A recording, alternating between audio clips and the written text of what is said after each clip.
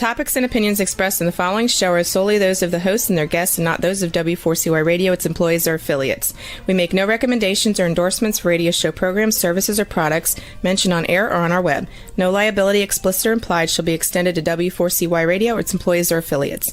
Any questions or comments should be directed to those show hosts. Thank you for choosing W4CY Radio.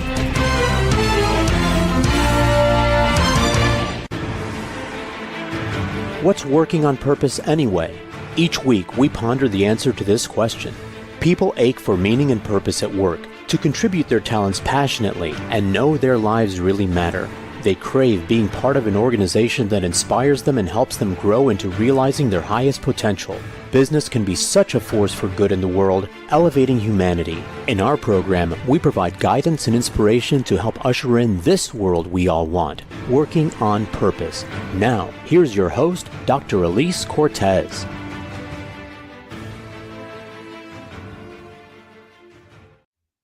Welcome back to the Working on Purpose program, which has been brought to you with passion and pride since February of 2015. Thanks for tuning in again this week. Great to have you. I'm your host, Dr. Elise Cortez. If we have not met before and you don't know me, I'm a workforce advisor, organizational psychologist, management consultant, logotherapist, speaker, and author.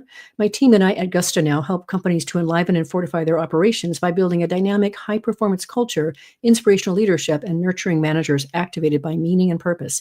And did you know that inspired employees outperform their satisfied peers by a factor of 2.25 to 1? In other words, inspiration is good for the bottom line. You can learn more about us and how we can work together at gusto-now.com or my personal site, elisecortez.com. Getting into today's program, we have with us today Brian Cunningham, who has navigated a journey from a hospital parking lot attendant to CEO. He has studied the leadership followership dynamic at every level within a complex organization, and as a lifelong student of leadership and an explorer of numerous approaches to expanding our awareness, Brian has sought to uncover the larger possibilities of service as a leader, and most importantly, how to then integrate these discoveries into the day-to-day practice of leading in our increasing complexity. As an outcome of his years of real-world experience, Brian has written 3 groundbreaking books that illuminate the keys to our natural progression into the highest levels of leadership service. We'll be talking today about his latest book, Leadership, The Universal Principles, and today we'll discuss the 2 universal principles that are foundational to our growth in leadership and in life, and then touch on the 10 levels of leadership he's discovered that are available to us to create our own unique path of leadership mastery. He joined today from Omaha, Nebraska. Brian, a hearty welcome to Working on Purpose. So good to see you, Elise. Great to be here. As I said to you in our exchange, I am so wildly impressed with what you have done, Brian. You know, as you said before, I do read a lot of books cover to cover for this 10-year podcast. And I have learned a lot about the perspectives of leadership as a result of that. But I will tell you that what you put in this book, Leadership, the Universal Principles, is so deep and dense, yet accessible. I'm really impressed. Thank you so much. It means so much coming from you. Thank you, Brian. Well, you know, you and I talked about this when we had our first conversation, but we have to really kind of start with this really titillating idea that, you know, your own journey starts from being a parking lot attendant, and somehow you found your way to the CEO status for quite a few years. What happened? So, you know, just like everybody else, you start out, you're young and a little bit confused in life. But even at a young age, coming out of my teens, I had this sort of yearning to discover purpose and meaning in life.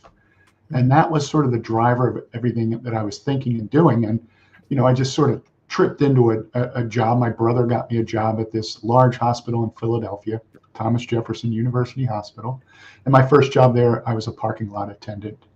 And I can still park very well to this day, by the way. But what I discovered in that job, in healthcare, working in this large hospital, even though I was not even in the hospital, that something was different in healthcare. The people that would come, the customers, so to speak, visitors, families, something was different. They were either coming there because they had a loved one, you know, who has had some trauma or illness or a birth or a death. You know, the whole environment is infused by a different level of emotion, of energy. And even in my young, confused self, I was picking up on this, like something's different. Later on, you know, I did pretty good as a parking lot attendant. I got my big promotion as an elevator operator. and then as a transport aide, wheeling patients around this massive hospital, so many years as a transportologist, and then went back to school. I became a nuclear medicine technologist, but later went back as an occupational therapist. And along these years, I just want to emphasize everything I was seeing and learning was informed by this sort of yearning for meaning and purpose. And so I was reading since, my late teens about different indigenous cultures and the wisdom that they provide, and Eastern traditions and all these things, while I was trying to figure this out through the lens of being parking lot attendant, transportologist, all these things. And so the growth was happening simultaneously. I was watching the leadership followership dynamic as I went along and questioning things. Going to school as an occupational therapist, serendipitously, right? Occupational therapy has its foundations in meaning and purpose. Meaning, and they define occupations as meaningful activities, meaningful daily activities. Came out of the work with rehabilitating veterans in World War I and getting people back to doing occupations, meaningful activity. And so this was one of the parallels to the work that you're doing and how, we have this connection. So many years as an occupational therapist, right? But you get still pulled along by life. The intent of life is always moving towards greater complexity, greater opportunities to serve. And I connected with that at some point. I got an opportunity to move into hospital operations, had moved out to the Southwest, out to New Mexico area, and got into hospital operations and formal leadership positions, and got really more clear about my purpose, which was to serve Elise, right? That simple thing that so many of us finally come to. Yeah. It took me too long to figure it out, but once I connected with it, it was off to the races. And got inspired by our CEO at the time, John Rosfeld. He told me that in my job, I get to serve a lot of people. So I said, oh, then I want your job. And he said, oh, okay, I'll help you. Right. So, of course, it's back to school again, all those things. And finally, after maybe, about 35 years since I was doing parking lot attendant, I got the opportunity to serve as a hospital CEO in New Mexico, and got the opportunity to, now sort of deliver on all the things, all the reading, all the studies, all the school, all of the commitment to purpose, all of the real work. I love the way you talk about it in your latest book. You still got to do your work. Yeah. And so all that work on the being and doing of leadership and life came into play. And we were fortunately, with a great team, able to move through some incredible challenges. Later, I got an opportunity to serve as a hospital CEO at a hospital in Hawaii, which I did for the last 7-ish years. And again, really incredible challenges, but met by an incredible team of humans. And were able to do some great things, and ultimately resulted in the planned acquisition of that hospital by the largest hospital system in Hawaii. And that sort of brings us up to just about the moment. So yeah, it was first sort of this synchronicity, right? Getting pulled into this job and somewhat informed by my commitment to service, meaning and purpose, and just keep moving forward. That's kind of how it goes. Well, it's celebration for that, for sure. As you know, as an organizational psychologist, as a workforce advisor, I believe in the power of work, and you're a walking testament to that, right? That's why I chose to be in this field. It's because I believe in the wonder and the power and the nobility of work.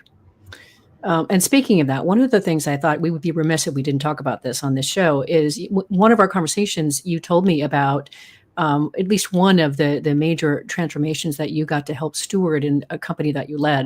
And I think that's worth talking about, just if we can just sort of touch on it so that people can kind of understand, we're not just talking about stuff that you've researched and such. You've lived this and the power of this, being able to transform an organization. Which one do you want to talk about? We can go to my last organization in Hawaii, a hospital. It was extreme challenges, close to bankruptcy, a lot of infrastructure problems. But what they did have is a bunch of incredible, committed people And in healthcare, that starts from the environmental services people all the way up to nurses and physicians, and of course the board and the community that supports all this. So as you know, it takes a team to do anything in this complexity. Yep. And I was fortunate enough to be invited into that situation to help, to serve, to create an opportunity for us to create a sustainable pathway. And our only pathway was acquisition by a larger organization, and which proved to be quite challenging when you're a struggling organization close to bankruptcy with lots of capital infrastructure issues. Very challenging. But through the engagement with everybody on the team and through this larger organization, after 7 years it took us, right? COVID happened in the middle of all that and all those challenges. But it was through applying, right, this applied awareness, which we're going to talk about. It's nothing special that you do. It's how you do it and how you engage with everyone. It's not about some secret, tool or plan, we got to do this or we got to do that. The plans are created through engagement with everybody involved. The plans kind of emerge to you over time, and through, practices and expanded awareness honed in the workplace itself, we're able to see these sort of subtle opportunities present themselves to us over time. And then we're able to step into them and engage with these opportunities and engage the people that is required to move these things forward. So it's a little bit, difficult to articulate because there was no secret, no special. I'm not smarter, better, faster, quicker than anyone. It's this lifelong commitment, to service and commitment to expanding awareness and working with the subtleties of the workplace. Mm-hmm. Beautiful. And I think as we go on here, as we talk about the concepts in your book, and then of course the levels of leadership, I think some of this stuff will kind of get fleshed a little bit further as well. But I do want to start by, in terms of the conceptual aspect of your book, the first universal principle of 2 is it all starts with awareness. So help us understand just a bit more, because you've written a big, very hefty book about this. Help us understand just, concisely, what do you mean by that? Sure. As we're all attempting to simplify this complexity that we work in, what became clear to me over time is there's a couple universal principles that we can sort of anchor ourselves to. And the first one, right, it all starts and ends with our awareness, period, right? We know this. Modern physics tells us this, our own personal experience. Without awareness, there can be no sort of understanding of the stimuli that's coming in. So it all starts for awareness. Seems simple, but there's a lot of depth to it, a lot of breadth and depth. So over time, after reading about awareness for quite literally 30 years, I still was not clear functionally what it was, how to use it. So that became sort of my quest and my practice. I sat with awareness, staring at awareness. What is it? How does it work? What are the levers of it? And what emerged over time is really sort of some simple concepts. And that is our awareness, right, is made up or represents our perceptual abilities as a human, our individuated awareness. And the levers of our awareness are our attention, our focus, and our intent. Our attention could be likened to a video camera, right, that we can point in any direction and hold, right? And when we exercise this over time, we are not pulled away. Our attentions are not pulled away by the latest shiny object or something out the window. Our attention is an extremely powerful element of our awareness and our ability to serve as a leader. Our focus, we could liken that to the lens of our video camera, right? We can zoom in and out or go wide angle. And the purpose of our focus is to extract further information from the scene of our attention. So our attention sort of frames, a bundle of information, and our focus then extracts even more gross and subtle information out of it. And the last lever is our intent, which is really the foundational impulse for all our being and doing in the world. And it sort of guides the use of our attention and focus. If we are not clear and connected with our core intent, we will just sort of go whichever way the wind blows or whatever way the predominant programming is dictating for us. Mm-hmm. So it was about clarifying first what awareness is functionally. Amazing. It's incredibly well explained. Well, then that brings us, and let's hit this before we take our first break. You are the, let's see, awareness quotient guy. That is really, your camp. So help us understand, what's an awareness quotient?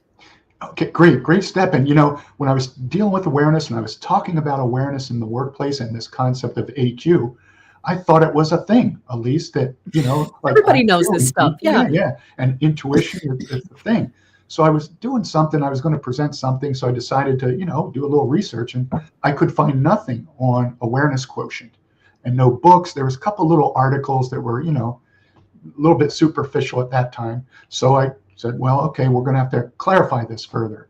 And so looking at it, working with it, what emerged to me is that there are 4 key domains to our awareness quotient. Our awareness quotient, if we were to put meaning to it, we could define it as the depth and breadth and clarity of our awareness, right, applied to life. The 4 domains of our experience in life, which are our internal environment. Some people call this self-awareness, but this is really much deeper. All of our thoughts, beliefs, feelings, emotions, and the awareness out of which all that comes. And our external environment, all the other people out there, our social constructs, our environment, our social institutions, our technologies. The 3rd domain is the integration of these 2. We know by experience that we can be really grounded in who we are and have a good understanding of our environment, or industry-specific environment. But that does not mean we'll be able to move groups forward. Our integration, this domain, is about how we dance with the world, how we connect with it, how we merge with it. And the 4th domain is the deeper purpose of life itself. And this is really sort of the foundation, the experiential foundation of our being and doing in the world. This provides us with the wisdom that informs the other domains. And interestingly, this domain can be approached through the lens of science or religion or spirituality or different cultures. It's interesting that the deeper purpose of life does not care what we call it or how we access it. And you know what? Neither do the people that we serve care about these things. So this is, it's not a matter of if, it's a matter of when we connect with this deeper purpose that further informs these domains. And so our AQ is really sort of the functional application, or we could call it applied awareness, is a short definition of what our AQ is. And once we understand the domains of impact, we can then apply it to anything in life. Our hobbies, sports, right, education, and of course, leadership. And that's where this connection then comes to be. So much richness, Brian. Let's let our listeners and viewers chew on that as we talk about this. I think most people have a very fundamental, basic understanding of awareness, and you have just opened it up into a whole different set of possibilities. I'm your host, Dr. Elise Cortez. We've been on the air with Brian Cunningham, who has served as CEO for numerous medical centers and hospitals. We've been talking about his own history of his career and how he got to the place where he was. And then we're starting to talk about the foundations inherent in his work. We'll be right back.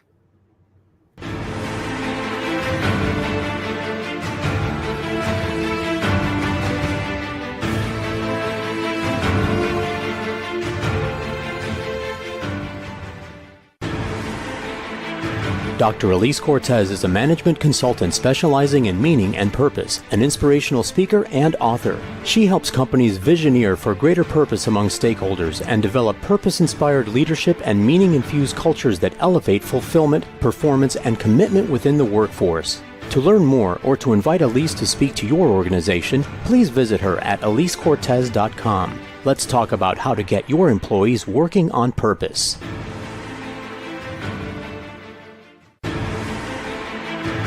This is Working on Purpose with Dr. Elise Cortez. To reach our program today or to open a conversation with Elise, send an email to Elise, A-L-I-S-E, at elisecortez.com. Now, back to Working on Purpose.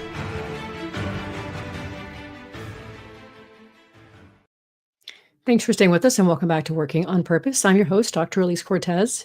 As I am dedicated to helping create a world where organizations thrive because their people thrive. They're led by inspirational leaders that help them find and contribute their greatness. And we do business that betters the world. So I keep researching and writing my own books. One of my latest came out that Brian's talking about is called The Great Revitalization, How Activating Meaning and Purpose Can Radically Enliven Your Business. And I wrote it to help leaders understand the lay of today's workforce land. What do they want and need from you to be able to want to give their best and stick around? And then I offer 22 best practices to equip you to provide that sort of a culture so that they will do just that. You can find my books on Amazon or my personal site, EliseCortez.com. If you are just now joining us, my guest is Brian Cunningham, who has written a trilogy of groundbreaking books on leadership, including his latest, Leadership, the Universal Principles. So we could talk about all four of those domains, but for time's sake, we don't really have all that much time. And I do want to talk about the leadership ones. But the one I have to talk about is the deeper purpose itself. Yes. So can we dive a little bit deeper into that one? As you and I've spoken about before, and you even said on your own path, and both of us share this, we have both been fascinated by meaning and purpose, and we're not alone in this quest. Yes. And, as you very well know, this is the question behind most of the questions in our lives. And, in mine, in yours, and everybody's, whether it's spoken or unspoken, conscious or unconscious, that's the question beneath the question. So we can ignore it, as long as we want in life, but at some point it's going to become important to it. Life has a way of pulling it, drawing us into it. So at some point it will find an access point that helps us to sort of enter into this exploration of what the deeper purpose of life is, what the deeper meaning for life is for us. And it'll present to us in our own way. Once again, the deeper purpose of life itself does not care what we call it or how we connect with it. And once we do, our life takes on a whole nother level of meaning. Our leadership takes on a whole level of new meaning. Our service to the world takes on a whole another level. It becomes the sort of the anchor and the energy source, right, for everything we do. It's that important. It's critical. I love it. Now, I really want to dive into the second universal principle, and I think it's going to relate to what you were saying before about being pulled. My own experience as I've gone along is that I have felt compelled by things, especially meaning and purpose. I mean, it's like got me around the throat and it's pulling me along kind of thing. It wasn't this subtle little thing. It was like, hit over the head kind of thing. So your second universal principle is all life unfolds along a natural development progression. Now, that word unfolds is also interesting to me. I discovered it when I was researching meaning, work, and identity. That idea of unfolding. I've discovered that many people are not familiar with the idea of unfolding. So expand on this idea, if you would, of the second universal principle. Yes, got it. So once we understand the first universal principle and we start to look around with awareness, we see the obvious. We can see this everywhere around us. All life unfolding, right? Quite literally, acorns turning into oak trees, right? Flowers, the way they unfold, the way that, tadpoles unfold, grow into frogs, right? Our own human development grows along similar lines. Our educational systems, right? You don't get, your PhD. You can't go to kindergarten and then PhD work. There's an unfoldment. There's a learning, a growth, all experiential. And so sports is the same. You start out at these different levels. So we can see it everywhere, except leadership. In leadership, right, you do your job, and then one day somebody says, you're the leader now.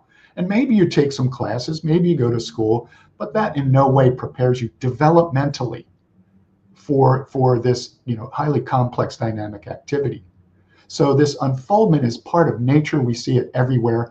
And it struck me one day, everywhere except for leadership. So as I applied my awareness, right, through the tools of our AQ, the AQ method, right, observing, discerning, and then applying the insights that were coming out of these purposeful observations, right? You see what emerges to you out of the background is all of these different levels or expressions of leadership. We can also see that they're tied directly to our level of awareness, right? This stuff is not separate. We can only grow as a leader to the degree that we are growing in awareness. So this is what I was seeing, this unfoldment. And as I sort of applied it to leadership, what started to emerge out of the background is the developmental progression itself, as it exists in education and sports and every other hobby. So I could see, these more limited expressions of leadership, like authoritarian leadership, that we all know, all have experience with, and I could see its limitations in an increasingly complex world. And then what a more expanded expression was, and most importantly, how to make that leap and how to support others, at least in real time, using the workplace itself as the tool for transformation. You talk about that in your book. This is the playground. The work itself has inherent meaning. And when we connect with that, we can use it for our own and our group transformation. And that's where what unfolded to me was this developmental progression from level 1, authoritarian leadership, all the way up through transformational leadership, service leaders, servant leadership, all the way up to this concept of unified leadership, level 10, this experience with oneness and wholeness expressed through our service to others in the realities of our day-to-day work. So that's how it sort of came together. And I was able to articulate and sort of detail these so that they're reproducible and workable every day in the workplace. Yeah, I got to say, Brian, I was merely enjoying, the conceptual part of your book, the first part. And then I thought that this is pretty cool. And then I encountered these 10 levels and I was really blown away. And I think there's so much utility in being able to see, one, to recognize, what are the general characteristics of that level, and how does it actually serve, and how do you actually get to the next level. So as much as we have time, I'd love to get through all of them, because I'd love our listeners and viewers to, one, try to identify where they think they are themselves today, two, who they might have reported to as we go through each one of these, and three, where would they really aspire to go. I know they need to unfold into the next, but so let's talk a little bit more deeply about the level 1 authoritarian leadership. What are the characteristics? How would somebody recognize that's the level? Got it. And as a precursor, to be clear, we have all performed at all 10 levels. These are not exclusive, only for the chosen few. We all have performed at all levels. We know authoritarian leadership very well, Elise, because we've done it. We've felt it, we've expressed it. So we all have experience. The question is, where are we grounded as a leader, especially in times of challenge? What is our default? So with that, if your default is a level 1, authoritarian leadership, we know this very well. It is all about command and control. That's how you find meaning and purpose in the world, right? That's your comfort zone. That's how you express your power. So there's all of these gross and subtle expressions of this, really ruled by emotion, and that emotion is typically fear in all of its expressions. And that's how we attempt to move things forward. Now, authoritarian leaders can still get results. They can still move things forward. They can still make money and be famous, all that. But they tend to leave a trail of bodies wherever they go, and upset and frustrated people. And in an increasingly complex world, it's becoming less and less of an allowable expression of leadership. So once we understand that, we have to say, okay, how do we move beyond it? And to your work, right? First, we got to do our work. We need to get clear about our attachment to the need for control, our programming around that, and begin to move beyond that. We have to do some work. And that work, I've talked about these attachments in these chapters and how we move beyond them through the real work of the workplace, right? We don't have to go out for a retreat. They're fun, by the way, very valuable. But we can use the workplace and simply reaching out to other people and engaging with them for their support, their opinion, right? Because as an authoritarian leader, it's my way or the highway. It's based on my experience, my understanding. And the simple act of forcing ourselves to reach out to others starts to break that up for us. And then we're in a position to support others in doing the same thing in a meeting in real time. So there's sort of authoritarian leadership. There's a lot of predominant characteristics. There's thousands of them. Yeah. Based in the need for control and the emotion of fear. Okay. Very well explained. And our listeners and viewers can kind of understand if that's where they are, if their boss is that way, or et cetera. Yes. So let's move on to level 2, which is evidence-based leadership. Got it. And remember, authoritarian leaders aren't necessarily bad. That's just their limitation in their Right. ability to serve. Right. However, as we start to reach out to others and utilize the up-leveling strategies, one of which is very simply to do some additional research, to clarify the problem through some research. Research, as you know, right, expands your awareness, your understanding. That simple act automatically moves you into this next level of leadership. The work does the work for us, does the heavy lifting. And so evidence-based leadership comes out of the information age, right? All of the data and information and best practices. When we utilize those, right, based in logic, authoritarian leadership based in emotion, fear, evidence-based leadership based in logic, intellect, utilizing data, information, best practices to determine the best course of action forward. And of course, very popular approach in our complexity to doing that. However, evidence-based leadership also has its limitations that we must understand. Since it's grounded in logic, and since it's so closely related to authoritarian leadership, there's still an element of control, only we express it through our need to be right? As an evidence-based leadership, I'm so well researched, I'm so smart, Elise, that's how I will utilize that to control you. Our power as an evidence-based leadership is through persuasion. We use data, information, right? Selective data and information to maintain our control. And so it's that limitation, that attachment to the need to be right that holds us in place and limits the experience of everybody we serve. Lots to chew on. Let's let our listeners and viewers chew on that as well and can start to consider where they might be or who they know in that space. We'll grab our last break. I'm your host, Dr. Elise Cortez. We've been on air with Brian Cunningham, who has served as CEO for numerous medical centers and hospitals. We've been getting into his leadership levels. There are 10 of them that he's discovered.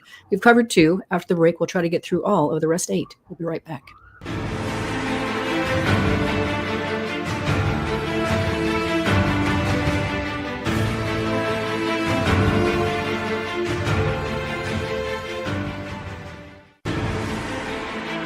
Dr. Elise Cortez is a management consultant specializing in meaning and purpose, an inspirational speaker and author. She helps companies visioneer for greater purpose among stakeholders and develop purpose-inspired leadership and meaning-infused cultures that elevate fulfillment, performance, and commitment within the workforce. To learn more or to invite Elise to speak to your organization, please visit her at elisecortez.com. Let's talk about how to get your employees working on purpose.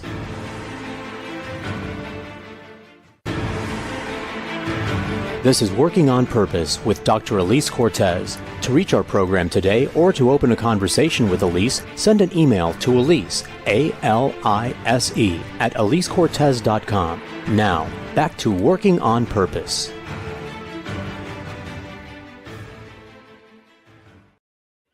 Thanks for staying with us and welcome back to Working on Purpose. I'm your host, Dr. Elise Cortez. I mentioned in the last break that one of my books came out recently. It's called The Great Revitalization. What I did for you is I created a very simple 3-page assessment that you can pull off my site, gusto-now.com, and it will help you ascertain the extent to which your organizational culture is meeting the needs of today's discerning workforce. You can find it again at gusto-now.com. If you are just now joining us, my guest is Brian Cunningham, who has written a trilogy of groundbreaking books on leadership, including his latest, which is called Leadership, The Universal Principles.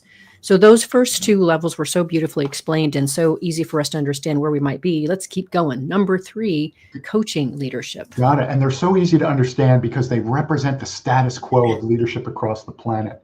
Okay. Interestingly, the way beyond the status quo, the up-leveling steps, one of the main ones is to clarify our purpose, Elise, right? It comes into play at this point. And as we clarify our purpose and connect with that, we are naturally expanded into, our awareness expands into coaching leadership. It's not something we do, it's an expression of who we are becoming, how we unfold into it. So whereas authoritarian leadership is leadership through command and control, and evidence-based is through persuasion of data information, coaching leadership is leadership through guidance, with an understanding of the knowledge that it takes for the right use of the data and information that we are accumulating. So as a coach leader, our goal is to understand the environment and the teams and the people that we work with. To a coaching leader, it's our team that are the most important. Our power as an authoritarian leader comes through our control, evidence-based, our ability to be right. Our power as a coaching leadership comes through empowering others. And so this is where people feel like they're part of something larger in life. This involves the art and science of adapting our teams to the specific environmental challenges. And so coaching leadership is that natural evolution. Still limited though, as good as it is, right? There's still limitations. And we might say that coaching leadership connects right and left hemispheres or holistic aspect of the mind and applies that in a systems-based way, right? We understand the parts, how they all fit together and can sort of connect with them and leverage them. But using the mind, we discover at some point, limits our ability to serve. Using the mind as our singular tool for change or transformation has its limitations. And so the up-leveling strategies help us to move beyond those. We consider the intended and unintended consequences of our challenges. And most importantly, we begin to understand that, just as our IQ, our industry IQ has been so important to our success, there's this EQ, this thing in our chest, our heart, and this connection that once we connect to our own heart, we're in a position to connect with the hearts and minds of others.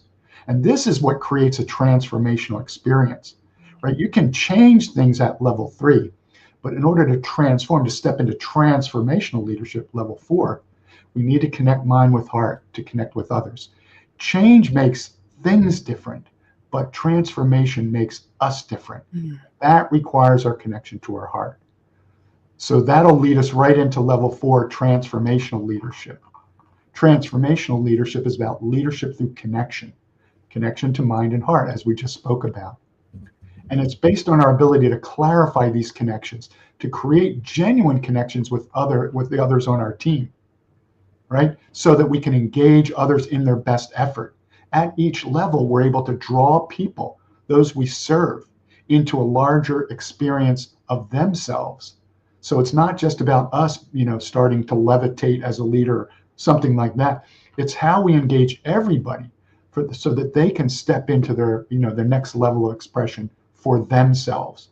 We help them clarify their purpose. We help our team connect with the purpose of the work. And this is what creates another level of engagement for us. So transformational leadership engages, the hearts and minds of everybody we serve. And yet there are limitations to transformational leadership, right? You can do some great things, connect, transform, but there's more out there. There's this wider time frame that we need to understand. There's a larger sort of expression of wisdom waiting to come through.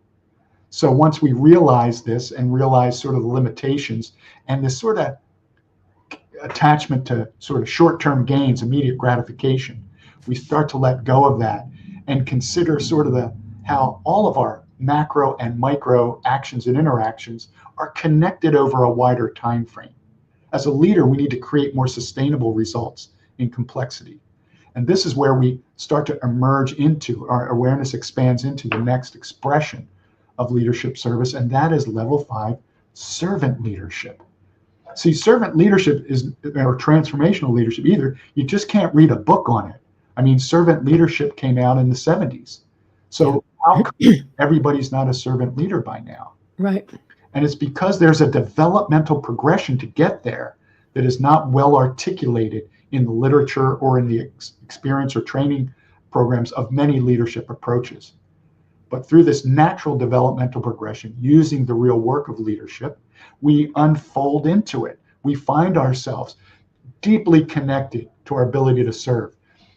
Servant leadership, another way to define it would be leadership through clarity of vision. Seeing these connections over a longer period, a longer time frame, understanding the cause and effect relationship of everything we think and say and do, and being able to integrate that into a basic project in the workplace in real time, and to pull people into a larger dialogue about the intended and unintended consequences of our planned actions over a wider time frame. So this is grounded in the real work of creating sustainability. So that's the unfoldment through the first 5 levels. And obviously, servant leadership, very high level of service. And another key point about the developmental progression is, as you know, it's not levels stacked on one another.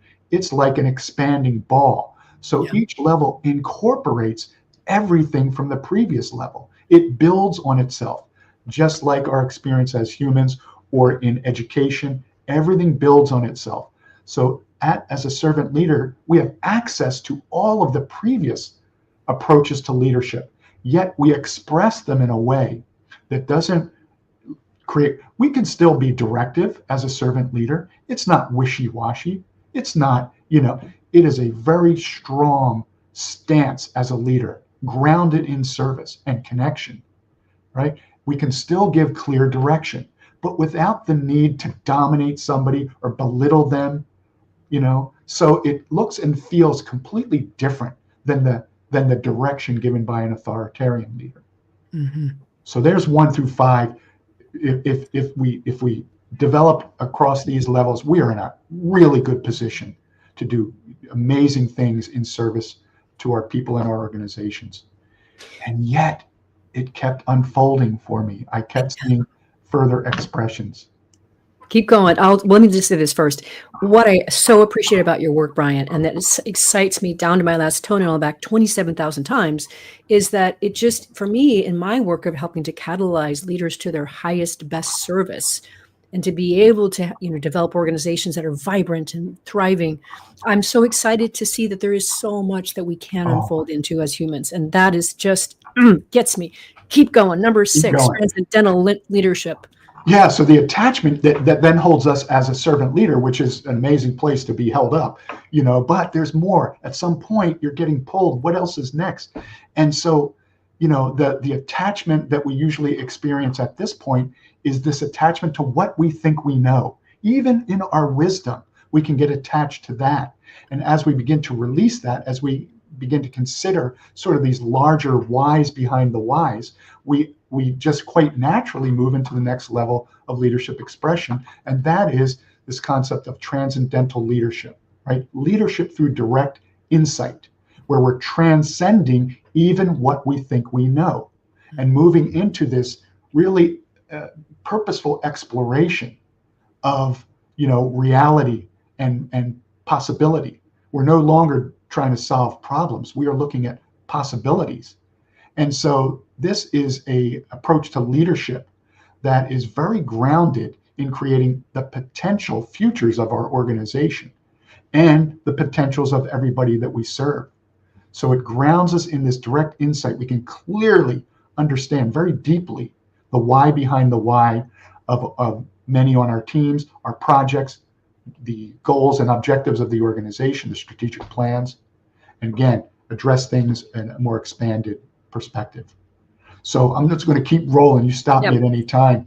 You got this. You got the mic. Go. At some point, right, we feel the limitation of even this transcending of what we think we know. And we come up against very often this illusion of separation, right? We have to tackle this at some point. Some do it earlier, but at some point it will happen. And through this engaging with all of the ambiguity and all this complexity, we are just moved into this requirement of connecting with others in order to accomplish things. This starts to move us beyond this illusion of separation and into level 7, which I term, mystic leadership. You'll see that term out there. I don't know that it'll be defined this way, but this is leadership through direct experience. This is not about talking to people about what it's about. This is not about, setting out the plans and it's 3 steps. This is about creating direct experiences with ourselves and others in creating possibility from the seemingly impossible, right? So much in our complexity these days, it's like, what? We never had to deal with that before. There's nothing in the handbook about this. How do we deal with this? These seemingly impossible situations. And through this expansion of our awareness, we learn through experience how to step into that. It's very common in leadership to be comfortable with ambiguity. Every leader says they're comfortable in ambiguity until they're in ambiguity, and then watch things start to crumble and they default to, wherever their default level is. But as a mystic leader, we become comfortable, energized, excited about the unknown.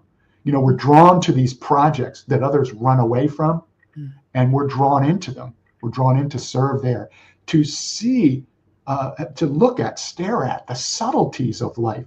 Life is always speaking to us, sharing information with us.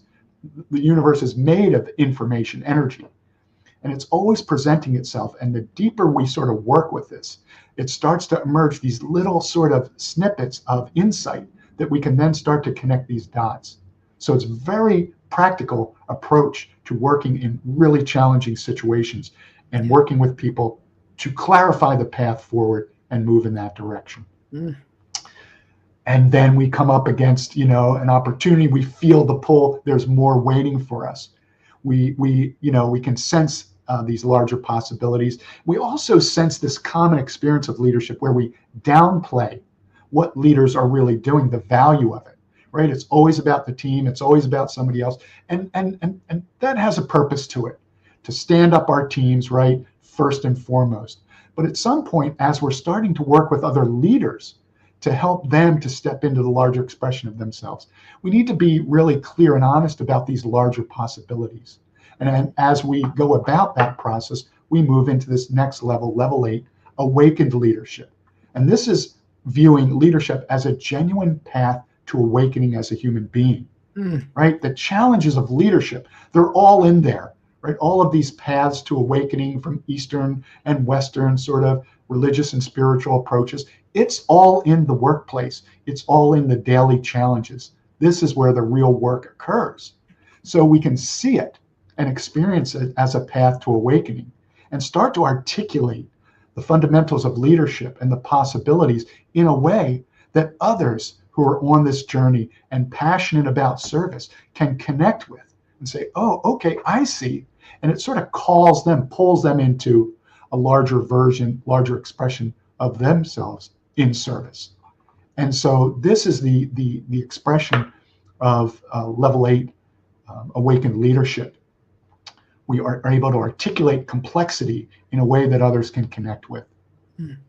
And then we are pulled, and we feel at some point, well, as we're working along this path of awakening, that there are these challenges imposed by social constructs, right? Our social institutions that we are held to and working within. And at some point, we begin to see them for what they are. That, oh yes, we work in them, but we are not bound by them. We need to understand them. We need to respect them, but we see them for what they really are, which is really sort of our collective search for meaning, right? So that we can bring meaning to the chaos of the world. But they can bind us at some point. Oh, we can't do that. We can't think about that. And that's not the way I was taught. Well, once again, we can respect that. We can understand it. And we can, at the same time, move beyond it. And the next level then is this concept of integrated leadership, level 9. And this is leadership through active presence. We've got like 30 seconds for this, so go for it. Deep presence, right? Yep. And our ability to work with reality as it's emerging, unfolding. When we work with reality as it's unfolding, we're in a better position to sort of influence movement forward, which leads us into this experience, unified leadership, or the oneness with everybody, and that expression of service to others. That's the short version. Oh, Brian, that was amazing. What a journey. I feel like I need to sleep now. It was so much. I'm so grateful to know you, Brian, my friend, and to be elevated by you, to learn from you, to share with my listeners and viewers around the world. Thank you for being on Working on Purpose. My pleasure. Thank you. Thank you for what you're doing. Listeners and viewers, you're going to want to learn more about Brian Cunningham and his books, including the latest one, Leadership, The Universal Principles. You can start by visiting his website, which is Awareness Quotient Leadership.com. AwarenessQuotientLeadership.com. Last week, we were on air with Sebastian Page, the head of Global Multi-Asset and Chief Investment Officer at T. Rowe Price. He has more than 2 decades of leadership experience and has done extensive research on positive sports and personality psychology. We talked about his latest book, The Psychology of Leadership, Timeless Principles to Improve Your Management of Individuals, Teams, and Yourself, which is chock full of previously accepted pearls of wisdom turned on their head to be used entirely differently for a better outcome. Next week, we'll be on air with Raj Chowdhury talking about his latest book, The World is Your Office, How Work from Anywhere Boosts Talent, Productivity, and Innovation. You'll be dazzled by the unfolding possibilities of how work can be incredibly fluid, fulfilling, and fruitful. See you there. Remember that work is one of the best adventures and means of realizing our potential and making the impact we crave. And it can give us the opportunity to do business in a way that betters the world. So let's work on purpose. We hope you've enjoyed this week's program. Be sure to tune into Working on Purpose, featuring your host, Dr. Elise Cortez, each week on W4CY. Together, we'll create a world where business operates conscientiously, leadership inspires impassioned performance, and employees are fulfilled in work that provides the meaning and purpose they crave. See you there. Let's work on purpose.